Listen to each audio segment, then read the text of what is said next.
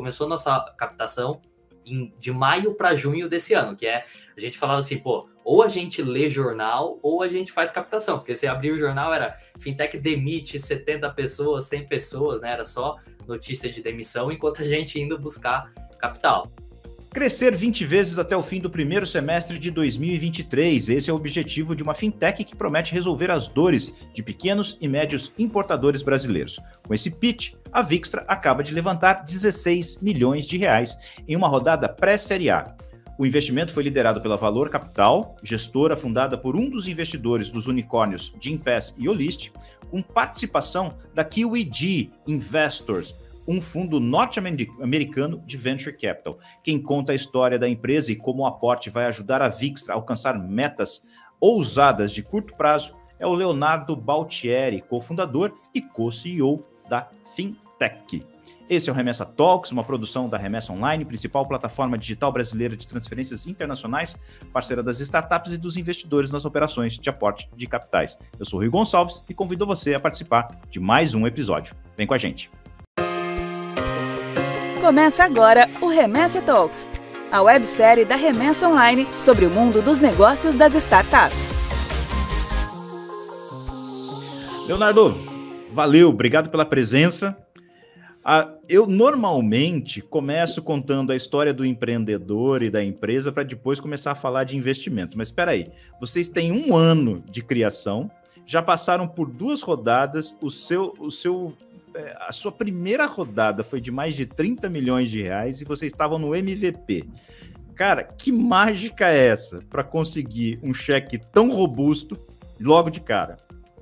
Boa, primeiro de tudo, prazer estar aqui com você, Rui, sempre legal ter essas conversas, né? Já ouvi vários dos podcasts aqui, então é super legal poder participar. Bom, a gente começou a Vixtra, né, em julho do ano passado, então cerca de 1 ano e meio atrás, e foi bem isso mesmo, a gente começou já com uma rodada engatilhada, né, que foi um seed, uma espécie de pré-seed, né, para começar. Hoje, cada rodada tem fundador que descreve de um jeito, fundador de outro, a gente considera ali que foi um seed, né, mas foi logo para começar, então tem gente que considera como um pré-seed.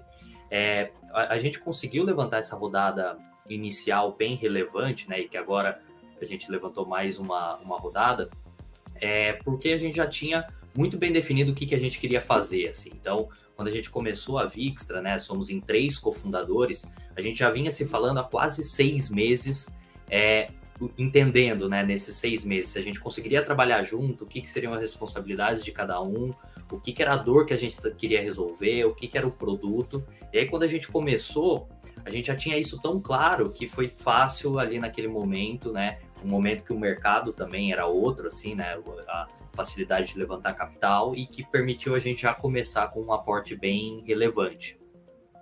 Agora, você falou de uma coisa importante, né? Vocês já tinham entendido a dor do mercado que vocês iam tentar resolver. E essa é uma dor muito particular, né? Que aí demonstrou, certamente, para os investidores o grande potencial de crescimento de vocês. Que dor é essa? Que mercado é esse que vocês atuam? Perfeito. Então, a gente é uma fintech para ajudar o pequeno e médio importador, né? Então, a gente atua nesse nicho específico do mundo de importação. E a gente atacou esse problema muito pelo background dos próprios fundadores da Vixtra, né? Então, nós somos em 3 cofundadores com perfis bem diferentes, assim. Então, eu vim do mundo de fintech, né? Eu comecei trabalhando em banco de investimento, em fundo de investimento, depois eu fui trabalhar em uma fintech investida pelo fundo que eu trabalhava. Então, toda a minha experiência foi no mundo financeiro e trabalhando com fintech. Os outros 2 cofundadores vieram do mundo de comércio internacional. Então, eles têm mais de 15 anos de experiência, cada um com comércio internacional, trabalhando em tradings. Então, eles entendiam muito a vida ali operacional de um importador, enquanto eu entendia mais da parte financeira. E aí, quando a gente se conheceu, a gente falou, pô, será que não dá para juntar essas 2 coisas aqui, né? Juntar comércio internacional com financeiro e criar alguma solução de fintech para esse mercado? E aí, a partir disso, a gente montou a Vixtra, que vem para resolver dores financeiras de importadores. E as dores financeiras do importador devem ser gigantes num país em que o câmbio anda meio maluco, além de caro. Qual é a solução de vocês? Vocês, no final das contas, ajudam esse importador de que forma? Perfeito. Então a gente resolve algumas dores que esse importador tem, tá? A primeira delas é a necessidade de capital de giro. Então, quando o importador está fazendo uma compra internacional, aquele fornecedor lá fora, por exemplo, um vendedor de pneus na Índia, ele não consegue dar prazo de pagamento igual uma empresa aqui no Brasil faz de dar prazo para outra. Porque lá da Índia, ele não consegue ver se o importador aqui no Brasil está no Serasa, se ele é um bom pagador. Vai que ele dá prazo e o cara que não paga, como que lá da Índia ele vai cobrar o cara aqui no Brasil? Então a regra nesse mercado é o pagamento antecipado. Um importador, para fazer uma compra, ele paga hoje para receber um produto 60, 90, às vezes até 120 dias depois. Então isso gera uma necessidade de capital muito alta. Essa é a primeira dor que os importadores têm. A segunda dor é relacionada a outros serviços de financeiros e logísticos e operacionais. Por quê? Porque quando um importador faz uma compra internacional, não é que ele aperta um botão, né, como se ele estivesse comprando no Mercado Livre, e aí o produto chega ali para ele na recepção dele. Fazer uma compra internacional envolve você ir lá e executar a transação. Significa você ter que fazer um pagamento em moeda estrangeira, se proteger contra a variação cambial, contratar seguro, organizar a logística, né? Então, agente de carga, despachante, trading, gerenciar seus processos de importação. Então, eu estou fazendo várias compras aqui, quando que uma vai chegar, a outra já embarcou, eu preciso organizar aqui a logística nacional. Então, tem muita coisa envolvida em fazer uma transação internacional. E aí a gente ajuda não só com o capital, mas facilita esse importador resolver essas outras dores de comércio internacional, que são dores financeiras, dores logísticas, dores de controle. Então a Vixtra é uma plataforma onde, a partir de resolver todas essas dores, a gente vira um centro de controle para os processos de importação daquele importador. Ao invés de resolver essas dores que eu citei de maneira toda descentralizada, então pegar um crédito num lugar, fazer o câmbio no outro, um seguro num outro lugar, um hedge num outro lugar, fazer os controles de maneira analógica, na Vixtra ele concentra todas as operações num único lugar e a gente oferece esses serviços de maneira muito mais assertiva, com muito mais garantia, com muito mais entendimento da necessidade do momento dele, ao invés de um fluxo de informação que não interage entre si.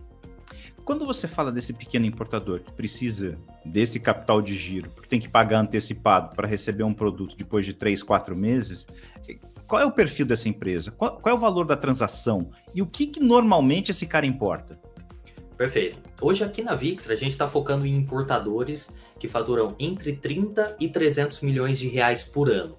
Esse é o foco que a gente tem dado, mas nada mais é do que um go-to-market, né? A gente até poderia focar em importadores menores, que existem muitos, mas a gente acabou optando nesse pequeno para médio, vai. Ele não é também um cara tão grande, mas também não é um cara que começou agora no mundo de comércio internacional. Mas de forma geral, esse pequeno e médio importador tem alguns segmentos que concentram a maior parte do volume. E a gente está exatamente atuando nesses segmentos, que é pneus, químicos, eletrônicos, metais, normalmente produtos industrializados ou commodities de valor agregado. Esse é o grande, a grande concentração do volume de importação brasileira, né? A gente exporta commodities simples, então milho, soja e ferro, e importa produtos já mais industrializados. E esse pequeno e médio importador, quem é ele? Assim, ele é um distribuidor. Então ele, por exemplo, é um importador de várias fábricas de pneu que distribui pneu aqui no Brasil.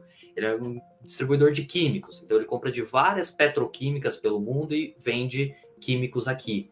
Ele é um vendedor de marketplace. Então se você entra no Mercado Livre, numa Amazon, cerca de metade dos produtos que estão lá são produtos importados. Então é um cara que fez uma importação, trouxe produtos da China e ele vende no marketplace. Então, ou às vezes pode ser até mesmo uma indústria comum, mesmo uma indústria que o business dela não é importação, às vezes ela importa uma matéria-prima, um tipo de químico e utiliza esse insumo para produzir colchão, por exemplo, né? Então, é um espectro bem grande de empresas, mas hoje a gente tem focado nesse importador um pouco maior e de produtos mais comoditizados. Qual que é o tamanho desse mercado em que vocês estão atuando? Legal. O mercado de importação no Brasil, ele é um mercado que foi em 2021 220 bi de dólar por ano, então mais de R$1 trilhão, né, o mercado de importação, e está crescendo 30% esse ano, vai chegar em 280 bi de dólar. Eu gosto até de fazer um paralelo, né, que o mercado de importação ele é quase o mesmo tamanho do mercado de cartão de crédito, que era o mercado que eu trabalhava. E no mercado de cartão de crédito, que é 1,6 tri, né? Então, de 1,2 para 1,6, assim, cerca de 50% maior, no mercado de cartão de crédito a gente tem uns 10 unicórnios, né? Sei lá, a gente tem Nubank, Stone, PagSeguro, CloudWalk, enfim, vários players que já são empresas dominantes. O mercado de importação, que pô, é um mercado quase do mesmo tamanho do mercado de cartão de crédito, não é que a gente não tem um unicórnio, né? A gente não tem nem a fintech. Quem que é a fintech de importação, a fintech de comércio internacional, né? Ele é um tema, assim, que não passou ainda pela disrupção como, por exemplo, outros mercados, como cartão de crédito, empréstimo pessoal, empréstimo imobiliário, que são mercados grandes, que já surgiram fintechs atuando, e a gente vem para ser essa fintech do mundo de importação. E já que o Brasil importa tanto e tem tantas pequenas e médias empresas fazendo essas importações que somadas dão esse valor trilionário, por que esse segmento ficou para trás nesses processos todos de inovação e de criação de soluções digitais para ele? O que tem a ver com a complexidade? Tem a ver com o quê? Perfeito. Quando a gente olha ao redor do mundo todo, esse tema, né? A palavra chique para isso é trade finance, né? Que é o financiamento ali, soluções financeiras para comércio internacional. O tema de trade finance, ele começou a ser disruptado em todo o mundo só recentemente. Então a gente olha nos Estados Unidos, né? Que tem a Flexport, no México, Nowports, no Vocargo, na Colômbia, Fincargo, são todas fintechs de 3 a 5 anos para cá, uma ou outra que é um pouco mais antiga.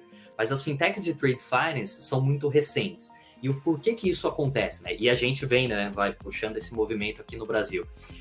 Esse mundo do comércio internacional, ele sempre foi muito analógico, né? Mas muito analógico mesmo, assim. Até hoje, para você como importador ir lá no porto e liberar sua mercadoria, você tem que imprimir um papel, pegar esse papel, ir lá no porto, entregar fisicamente para sair com o produto, assim. O que aconteceu é que de alguns anos para cá, você teve e principalmente pós-pandemia, um início da digitalização desse mercado. Então, muita transação que acontecia sempre offline, do cara indo lá na China visitar o fornecedor e aí fazendo uma negociação ali, ela começou a vir online. Muitos dados que eram papel e tudo mais começaram a estar disponíveis online. E aí, com mais informação e com mais transação acontecendo de forma online, isso permite o surgimento de fintechs como a nossa, né? A gente dá o crédito olhando para uma série de informações que até pouco tempo atrás não eram digitalizadas. Então, seria impossível fazer uma análise de crédito como a gente faz. Então, essa digitalização do comércio internacional vem permitindo, não só no Brasil, o surgimento de várias fintechs de trade finance. Isso tem a ver com Open Bank, Open Finance? É uma linha paralela, não é o mesmo movimento do Open Banking e Open Finance, mas é o que provocou a digitalização da Receita Federal, né? Assim, o mundo de comércio internacional, tenho certeza que só começou a ser mais digital no Brasil, porque vários segmentos de Banco Central, etc., começaram a se digitalizar. Alguém deve ter falado, pô, isso daqui tá na idade da pedra, acho que alguém tem que trazer isso daqui para os anos 2000, né? Não é que tá em 2020, ainda tá nos anos 2000, mas tá chegando lá. Cara, e aí você falou, bom, você veio do mercado de cartão de crédito, ou seja, essas operações financeiras já estavam dentro da sua expertise. Seus dois sócios, o Caio e o Guilherme, né, vêm do mercado já de comércio exterior. Mas mexer com câmbio é um troço complicado, né? A gente aqui do lado da remessa, a gente sabe os desafios que é lidar com câmbio, né? Se o câmbio sobe, modifica o comportamento do mercado. Se o câmbio cai, o comportamento do mercado é outro. E essa porcaria sobe e cai todo dia, né? Às vezes, várias vezes por dia. Então, você tem uma complexidade para lidar com o câmbio. Como é que esses importadores, principalmente, estão em condições de fazer essas operações diante dessa volatilidade de câmbio e tudo mais? E o quanto a sua solução consegue proteger ele também? Porque, poxa vida, pagar hoje para receber daqui 4 meses, para daí precificar e vender, pode ser um risco bastante grande para o seu cliente, né? Perfeito, perfeito. Então, assim, realmente, a volatilidade cambial ela é imensa no Brasil, né? A gente até fez um estudo, assim, no mesmo dia, em média, o câmbio entre a máxima e a mínima varia 2,5%. Então, pô, em um dia, você pode estar comprando aquele mesmo produto 2,5% mais caro ou mais barato, que numa companhia que tem 20% de margem, pode significar ela ter 10% ali acima de margem, 10% para baixo, né? De 2,5% percentual para cima, 2,5% para baixo. Então, é muito significativo realmente a volatilidade cambial. O que a gente via, né? Que o grande importador, ele se resolvia. Então, o grande importador, ele tem lá acesso num Santander, num Itaú, a hedge cambial, ele tem lá um gerente que contrata o hedge para ele, ou que oferece para ele. O pequeno e médio importador, muitas vezes ele nem sabe que existe esse produto, ou ele é muito complexo para ele contratar. O que a gente está fazendo para proteger esse importador é oferecer esse tipo de solução ou ajudar ele a se proteger, desmistificando e simplificando algumas das soluções. Hedge é uma delas, mas o próprio seguro, tem vários tipos de seguro, né? Assim, tem muito importador fala, pô, nem sabia que tinha só esse que me protegia só para isso, que é mais barato. Então a gente está promovendo, uma certa inclusão financeira desses pequenos e médios importadores aqui, tá?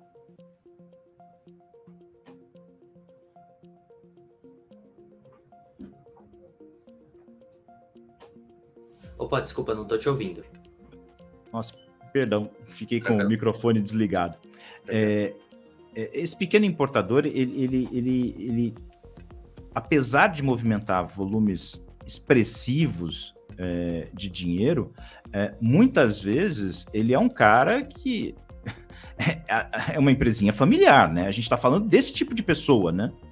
Perfeito. Muitas vezes é um vendedor de um marketplace, assim, que é um varejista que tinha uma loja e aí ele começou a aumentar o volume que ele tinha e ele começou a comprar direto da China e não mais em um distribuidor aqui no Brasil. Tem bastante informalidade ainda nesse tema de comércio internacional, assim. Mas o que a gente vê é que, por mais que sejam empresas familiares, muitas delas, né, a grande maioria, esse segmento está passando por uma profissionalização, assim, a demanda que existiu, né, de crescimento durante a pandemia, assim, por esse tipo de produto, acelerou uma profissionalização também do segmento. A gente vê, né, vários segmentos assim que sempre foram muito informais, como eletrônicos, assim, a gente começa a ver o surgimento de marketplaces B2B estimulando, né, a venda desse produto online, e aí você tem uma formalização de toda a cadeia para emissão de nota, para uma venda online. Então, assim, o segmento ele vem se profissionalizando bastante também. No final das contas, você precisa ser, muitas vezes, o cara que vai educar esse público, né? Perfeito, perfeito. E isso faz parte do nosso business, assim, a gente é para o importador um parceiro, uma instituição financeira que entende o business dele e que consegue ajudar ele, né? Porque hoje, como eu citei, ele resolve cada dor de forma toda descentralizada. Então, ele pega um crédito num lugar, o banco nem sabe que ele está utilizando aquele crédito para pagar um fornecedor. Ele fecha um câmbio num outro lugar. Beleza, quem está provendo ali o serviço até sabe que ele está pagando, mas, cara, para que é aquele produto que ele está trazendo? Da onde que ele conseguiu aquele dinheiro? O que ele vai fazer com aquele produto? Quantas parcelas é aquele câmbio que ele está fazendo? Ele está pagando agora e daqui 30 dias ele já tem que pagar mais uma parcela daquele mesmo produto. Seguro. Pô, é um cara que é um alto risco ou um baixo risco de ter alguma fraude aqui no processo. Toda a parte operacional, então ele está usando ali um agente de carga, então você passa a ter todo o fluxo da operação de transit time, enfim, e aí consegue, né, por ter a visibilidade completa, oferecer os serviços no momento que ele precisa, às vezes até de forma antecipada, então uma semana antes dele precisar pagar imposto, você sabe que ele vai precisar de capital, que é 30%, 40% do produto. Por que não ali naquele momento já oferecer um desconto de recebível e então ele ter o capital para pagar um imposto? Então, ao ter uma visibilidade completa, você consegue ser uma instituição financeira que vai muito além de simplesmente falar, cara, me procura aqui quando você precisar de alguma coisa. Bom, você falou, esse processo todo de vocês começou em julho do ano passado. A gente tá fazendo essa gravação aqui em novembro de 2022, então a gente está falando de julho de 2021. Vocês conseguiram o seu primeiro aporte mais ou menos em outubro do ano passado, e vocês estavam com um MVP, né? Na verdade, o produto de vocês ainda precisava ser colocado à prova. 12 meses se passaram. E aí, como é que ficou? Esse produto foi colocado à prova e o que ele já se aperfeiçoou nesse tempo? Legal, foi exatamente a evolução desse produto que permitiu a gente fazer, né, a pré-série A, que foi esse último aporte que a gente recebeu, né? Que eu acho que é legal também explicar assim, por que a gente fez isso, né? Por que você recebeu um seed, agora uma pré-série A? O que acontece? Apesar da gente ter recebido um seed bem legal, né, valores que, sei lá, às vezes é um Series A de uma companhia, a gente tinha recebido o seed de investidores anjo, né, que eram ex-sócios dos outros 2 cofundadores aqui da Vixtra, que por serem, né, pessoas ali de comércio internacional, eles estavam saindo dos trabalhos deles e falando, pô, tô indo disruptar esse mercado de comércio internacional. Todos os outros sócios deles falaram, pô, a gente quer fazer parte disso, né? A gente faz o seed de vocês. Então a gente fez um seed com os ex-sócios dos outros cofundadores. Aí, quando a gente foi ter conversas assim com fundos e conversas para fazer um Series A bem legal, trazer fundos grandes, cheques grandes, a gente sentiu assim, pô, mas calma, um fundo americano, né, por exemplo, pô, mas quem que é o fundo que está com você? Não temos fundo, são investidores, pessoas físicas agora que a gente quer um fundo. Então, a gente sentiu que para fazer um Series A bem legal, com fundos assim, grandes lá fora, a gente precisaria ter fundos já na nossa sociedade, né, no nosso cap table. E é por isso a gente fez um pre-Series A, que a gente acabou até trazendo os fundos que a gente gostaria que tivessem no Series A, que é a Valor e a QED. Então, é um fundo com expertise local muito forte, um fundo com expertise internacional, que pode liderar próximas rodadas, inclusive.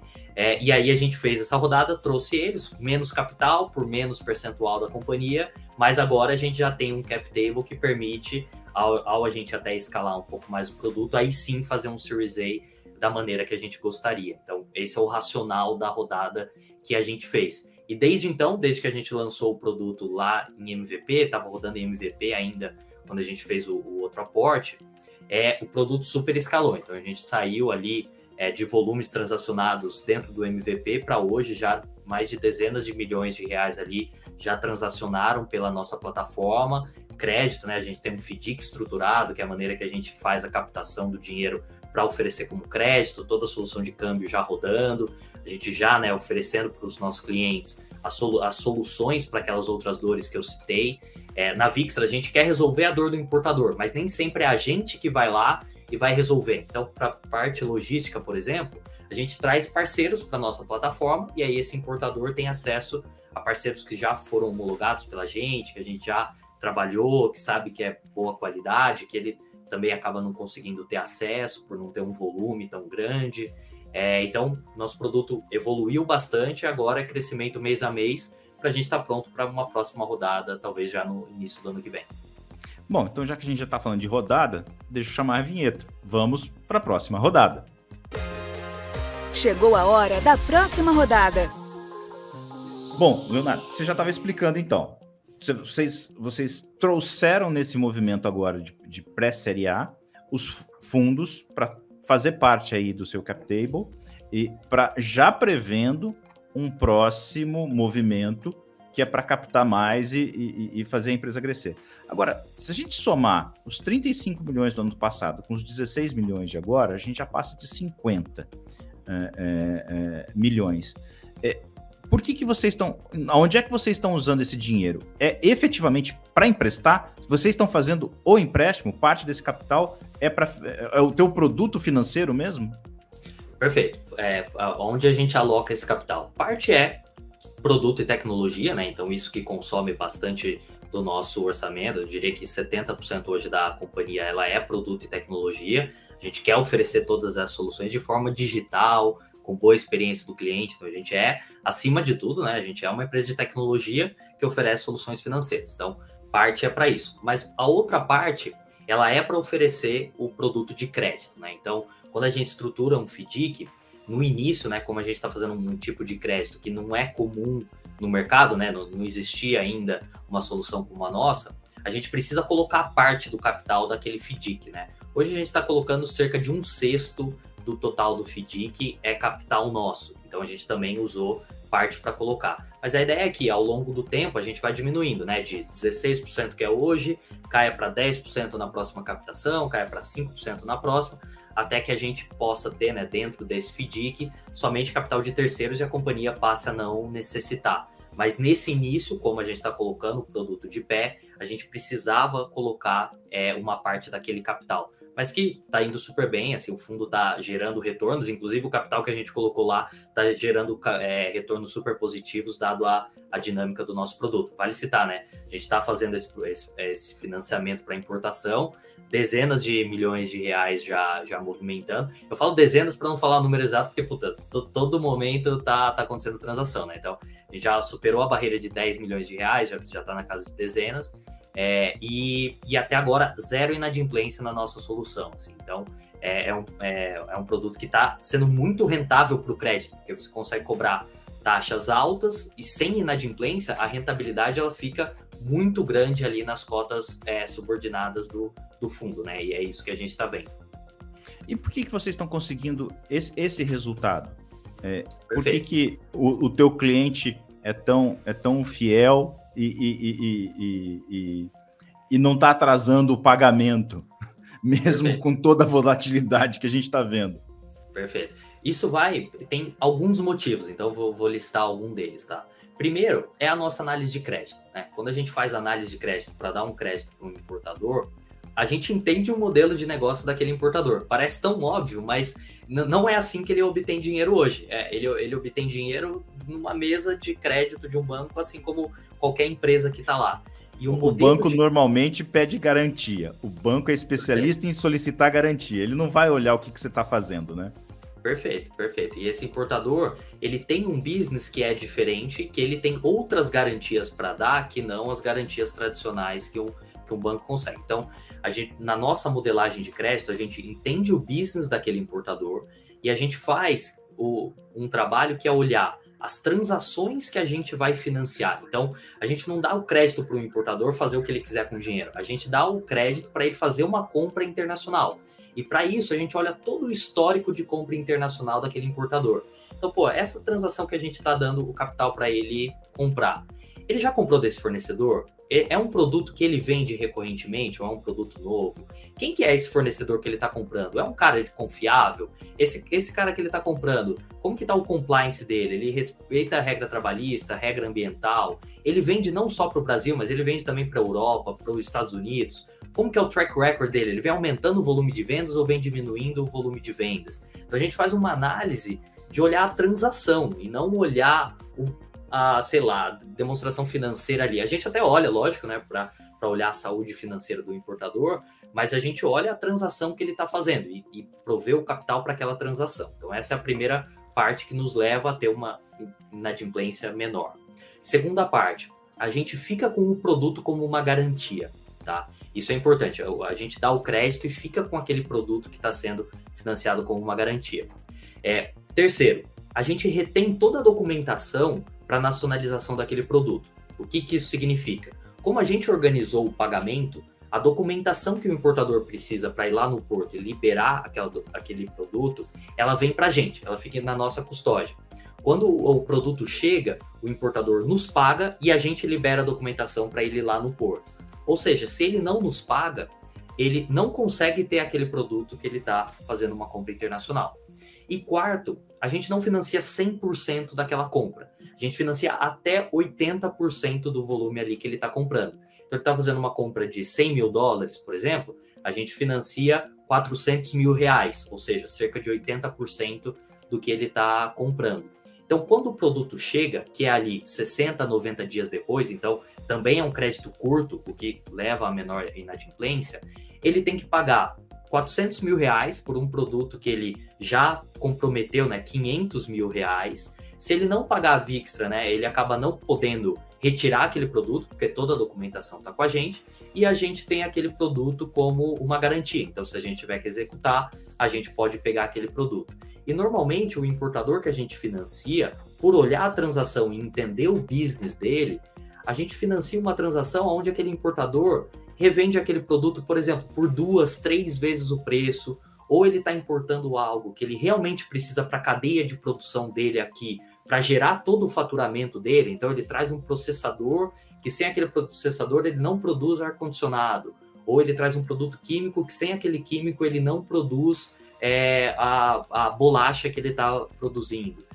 Ou seja, né, se ele não paga a Vixtra, ele não consegue gerar receita depois, porque ele não vai ter aquele produto. Então, quando você combina tudo isso, né, de uma análise de crédito com muito mais variável, reter a documentação, ele já pagar algo antecipado, se ele não pagar, ele não ter aquele produto e não gerar receita, na nossa visão, né, em teoria, isso gera uma inadimplência muito mais baixa do que um crédito de você olhar se o ano que vem ele vai dar lucro ou prejuízo, né? Então, é isso que a gente montou e até agora a nossa teoria tem se aplicado 100% aí na prática. Agora, você aumenta a quantidade de variáveis para analisar, você aumenta o tempo da análise. Como é que você consegue ser ágil? Perfeito. Hoje a nossa análise demora 48 horas entre ele submeter a documentação e a gente entregar para ele um limite de crédito e uma taxa, né, de financiamento. A gente montou toda uma... É aí que está grande parte da tecnologia da Vixtra. Assim. A gente, lógico, tem a nossa plataforma digital, onde o importador, ele mesmo faz o onboarding, sobe as informações, então tem uma tecnologia aqui, mas a grande parte da tecnologia mais inteligente está no nosso grande data lake que a gente tem aqui, onde a gente pluga mais de 20 fontes de dados, como eu citei para você, né? Então, dados de compliance internacional, dados de track record internacional, dados que aquele próprio importador nos passa um acesso e a gente pega todo o histórico dele de importação, a gente digitaliza, né, as demonstrações financeiras dele e joga para dentro do modelo. Nesse modelo, todas essas informações que a gente joga, a gente cruza elas, dá peso para cada uma delas e chega num score. A gente montou um time de dados e crédito muito legal aqui na Vixtra, assim, a gente trouxe pessoas bem sênior assim, do mercado, que trabalhavam com volume de dados muito grande, apesar da gente aprovar poucos limites de crédito, né? Então, o mundo de comércio internacional não é tão grande assim, você não precisa ter, sei lá, a gente nunca vai ter 100 mil clientes, né? Assim, com poucos clientes você já tem volumes super grandes. Apesar de serem poucos limites aprovados, a gente tem uma infinidade de dados muito grande. Então, isso é um pouco contraintuitivo, porque normalmente quem dá crédito para middle market contrata aquele cara que tem muitos anos de experiência dando crédito para middle market, porque ele sabe como olhar um balanço, né? A gente foi num sentido oposto, não, a gente vai fazer isso daqui com dados massificados. Então, nosso time de crédito vai ser um time de dados e não um time de olhar e ter alguma intuição. E no final das contas, você consegue automatizar isso? Você, sei lá, usa inteligência artificial de alguma forma? Como é que você consegue... Vamos imaginar que chega num dia aí que apareçam 10 clientes querendo fazer assim as suas operações. Como é que você avalia 10 processos praticamente simultaneamente? Perfeito. Hoje, esses dados eles chegam de forma automática. Todas as APIs, onde a gente dispara o comando, puxa o dado, chega na base, a gente trata e gera um relatório. Ainda tem partes que estão manuais, assim, não é 100% do fluxo todo, de todas as bases de dados que estão integrados. Se for 10, a gente consegue. Se for 100, eu acho que a gente vai ter trabalho. Mas como eu citei, né, assim, um importador pequeno, ele é um cara que importa ali R$1 milhão por mês. Esse é um importador bem pequeno. Se a gente tiver 100 clientes desse, né, já significa uma carteira de crédito muito grande, assim, né, só para dar um exemplo, né, a Creditas, ela levou 5 anos para construir uma carteira de R$100 milhões, né, a gente acha que vai chegar nisso em meses, assim, então, por quê, né, porque você tem uma concentração, né, e um limite de crédito por cliente bem maior, com poucos clientes já dá para construir uma carteira, então a gente não é tão demandante, assim, em volume de transação, em volume de clientes, mas a gente tem a complexidade por trazer muito mais dados para análise. Vocês estão falando em crescer 20 vezes até o final do primeiro semestre de 2023, quer dizer, num horizonte aí de praticamente agora 6 meses. Como é que dá para crescer 20 vezes em tão pouco tempo? Porque todo mundo que eu já entrevistei aqui, que cresceu muito rápido, falou das dores do crescimento. Perfeito. Provavelmente a gente vai ter essas dores, se a gente cumprindo essa meta, a gente vai ter essas dores, vai mudar totalmente a companhia aqui de patamar, mas a gente acredita que dá, assim, não é que também a gente está falando de uma companhia na Vixtra de já centenas de milhões de reais transacionados, então a gente está crescendo a nossa base mês a mês, e basicamente esse 20 vezes é assim, se a gente manter o crescimento que a gente vem tendo, mês a mês a gente multiplica assim por 20, já chega num patamar de carteira de crédito super grande, patamar de volume de clientes super grande, né, de volume transacionados também super legal. Então, é basicamente continuar mês a mês crescendo o que a gente veio crescendo desde o início ali da solução. Aí vocês passam dos 100 milhões ou alcançam os 200 milhões? Passa dos 100 milhões de volume transacionado, assim, a ideia é que, inclusive, a gente quase chegue próximo ao break-even se a gente bater esse patamar, assim, mesmo uma companhia de seed indo para um Series A, a gente também, por ser um produto super rentável, né, da maneira como está sendo, a gente acaba gerando bastante caixa, porque vai conseguir um volume super legal, assim. Agora, como é que vocês fizeram para poder ter acesso ao dinheiro que viabilizou o negócio? Você está com um fundo estrangeiro, ou seja, vocês já se internacionalizaram. Diferentemente dos clientes de vocês já estão lá fora, né? Perfeito. Eu trabalhava em fundo, né? Assim, então eu tinha bastante relacionamento com outros fundos, respeitava muito alguns desses fundos. E aí, quando a gente foi, né, levantar essa pré-série A, a ideia era essa, vamos trazer fundos premium que nos ajude total numa próxima rodada. E aí a gente iniciou algumas conversas, algumas foram engatilhando, outras não, né? Para você ter uma ideia, a gente começou nossa captação de maio para junho desse ano, que a gente falava assim, ou a gente lê jornal ou a gente faz captação, porque você abrir o jornal era fintech demite 70 pessoas, 100 pessoas, né? Era só notícia de demissão, enquanto a gente indo buscar capital. E aí a gente falou, vamos esquecer o jornal, vamos captar. E aí a gente começou a falar com os fundos, tomando muito não, assim, a verdade é essa, assim, muito fundo, não, agora não é o momento, preciso ver mais métricas antes de aprovar alguma coisa, que a gente sabia que era muito reflexo daquele momento que a gente estava buscando capital, mas alguns fundos entenderam, assim, que a gente tem uma solução diferente, a gente tem um caminho para se tornar rentável muito rápido, bem diferente de outras startups que vão queimar dinheiro por muito tempo. A gente, desde o início, nunca foi tão queimador de caixa assim, sempre com uma visão mais clara, e isso ajudou muito a gente ter o engajamento de fundos internacionais logo no início também. E aí, vocês foram fazer essa operação e vocês criaram uma empresa lá fora? Como é que foi? A Vixtra, na verdade, a gente tem alguns CNPJs pelo mundo, né? A gente tem Cayman, Delaware, Brasil, Singapura, enfim, a gente tem, por ser uma empresa de comércio internacional, pelo menos isso ajuda um pouco, né? A gente acaba entendendo um pouco como montar essas estruturas internacionais. Mas sim, a gente recebeu o nosso capital via Cayman também, né? Que é onde os grandes investidores aportam capital. E como é que foi esse processo para vocês? Vocês fizeram in-house ou tiveram o apoio de algum escritório, já que vocês são especializados na internacionalização de negócios? Mesmo a gente sabendo, foi uma dor, né? A gente sabe que tem uma dor grande nesse mercado de estruturar a empresa corretamente. Estruturar é fácil, o problema é se você fizer errado. Aí você vai pagar imposto, muito mais imposto do que você deveria pagar, você vai ter uma série de ineficiências depois para conseguir levantar o capital. A pior coisa que tem é uma startup não estar estruturada, vai lá levantar capital, e aí ela precisa estruturar. O momento mais crítico de uma startup é o momento dela levantar capital, né? E aí, naquele momento, você, na hora de receber o capital, ter mais 3 meses ali de sofrimento para estruturar é muito complicado. Então, a gente, na largada, já nasceu da maneira correta, assim, mas deu bastante trabalho.